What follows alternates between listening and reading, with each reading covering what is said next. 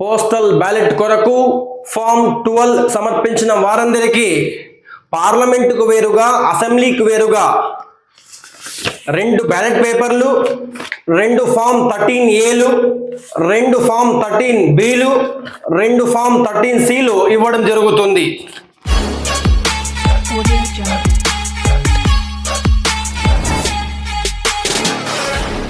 Postal ballot విధానంలో vote వేయుటకు గాను ప్రతి ఉద్యోగి తప్పనిసరిగా ఎపిక్ కార్డ్ వెంట తీసుకుని వెళ్ళవలెను.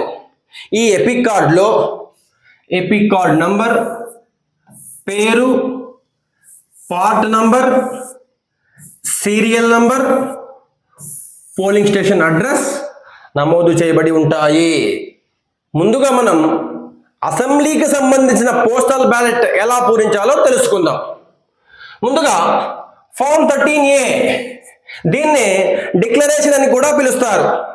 ఇందులో అసెంబ్లీకి సంబంధించిన అసెంబ్లీ పేరు, దాని యొక్క నంబర్ రాయవలెను. అలాగే అసెంబ్లీకి సంబంధించిన బ్యాలెట్ పేపర్ ఈ విధంగా గులాబీ రంగులో ఉంటుంది. దాని మీద ఒక ప్రత్యేకమైన సీరియల్ నంబర్ ఉంటుంది, 25017. ఈ 25017 మీరు ఇక్కడ రాయవలెను. ఈ ప్రాంతంలో తప్పనిసరిగా మీరు సంతకం చేయవలెను.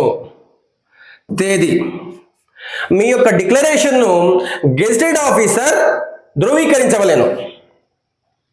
కె హరిప్రసాద్ అనే మాస్టర్ యొక్క పోస్టల్ బ్యాలెట్ను అధికారి ధృవీకరించారు. బ్యాలెట్ పేపర్ విషయానికి వస్తే పార్ట్ నంబర్, హరి మాస్టర్ యొక్క పార్ట్ నంబర్ 67, సీరియల్ నంబర్ 37. ఈ రెండు కూడా మీ యొక్క ఎపిక్ కార్డులో ఉంటాయి. మీకు నచ్చిన అభ్యర్థికి ఎదురుగా ఉండే ఖాళీ స్థలంలో టిక్ మార్క్ కానీ ఇంటూ మార్క్ కానీ ఏదో ఒకటి మాత్రమే వేయవలెను.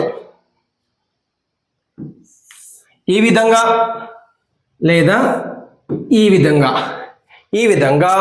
టిక్ మార్క్ కానీ ఇంటూ మార్క్ కానీ రెండిటిలో ఒకటి మాత్రమే వేయవలెను. అలా కాకుండా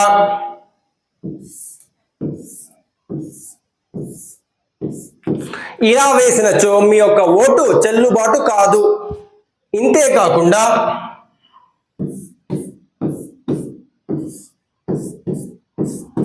ఈ విధంగా ఓటు వేసినా కూడా మీ యొక్క ఓటు చెల్లుబాటు కాకుండా పోతుంది.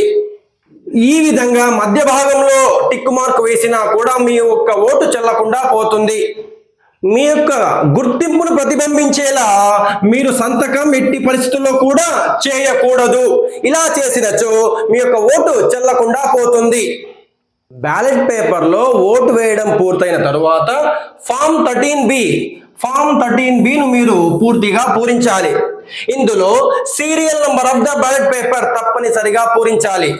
Ballot paper serial number 25017.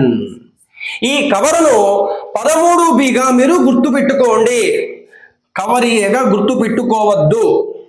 అదేవిధంగా ఫామ్ 13C, దీన్ని కూడా కవర్ బిగా గుర్తు పెట్టుకోవద్దు, 13Cగా మాత్రమే గుర్తు పెట్టుకోండి. ఇందులో కూడా మీరు వివరాలు పూర్తి చేసి కింది భాగంలో తప్పనిసరిగా సంతకము చేయాలి. ఇక్కడ బ్యాలెట్ పేపర్ సీరియల్ నంబర్ వేయకపోయినా, ఈ భాగంలో మీరు సంతకం చేయకపోయినా మీ యొక్క ఓటు చెల్లుబాటు కాకుండా పోతుంది. ఈ విధంగా 2 ఫామ్స్ పూరించిన తరువాత ఓటు వేసిన బ్యాలెట్ పేపరును మడిచి ఈ 13Bలో ఉంచాలి. ఆ తరువాత దీన్ని గమ్ ద్వారా సీలు చేయవలెను. గుర్తుంచుకోండి, బ్యాలెట్ పేపర్ బి అనేది 13Bలో ఉంది. ఆ తరువాత సీలు చేసిన 13Bను 13Aను 13Cలో మీరు ఉంచవలెను. సీలు చేసిన 13Bను 13Aను 13Cలో ఉంచి దీన్ని గమ్ ద్వారా సీలు చేయవలెను. ఈ 13Cలో విడివిడిగా 13B ఉంది, 13A ఉంది. 13Bలో బ్యాలెట్ పేపర్ ఉంది. ఓటు వేసిన తర్వాత బ్యాలెట్ పేపర్ను ఈ విధంగా మడతపెట్టి దానిని ఈ 13B అనే దానిలో ఉంచి గమ్ ద్వారా సీలు చేయవలెను. బ్యాలెట్ పేపర్ను 13Bలో ఉంచి సీలు చేసిన తరువాత విడివిడిగా ఉన్న 13A అనే డిక్లరేషన్ను, 13B అనే ఈ కవరును C అనే ఈ ఫార్మ్లో ఉంచి గమ్ ద్వారా అతికించి సీలు చేయవలెను. ఈ విధంగా పార్లమెంటుకు వేరుగా, అసెంబ్లీకు వేరుగా 2 రకాలైన ఓట్లను మీరు పోస్టల్ బ్యాలెట్ విధానంలో ఉపయోగించుకోవచ్చు.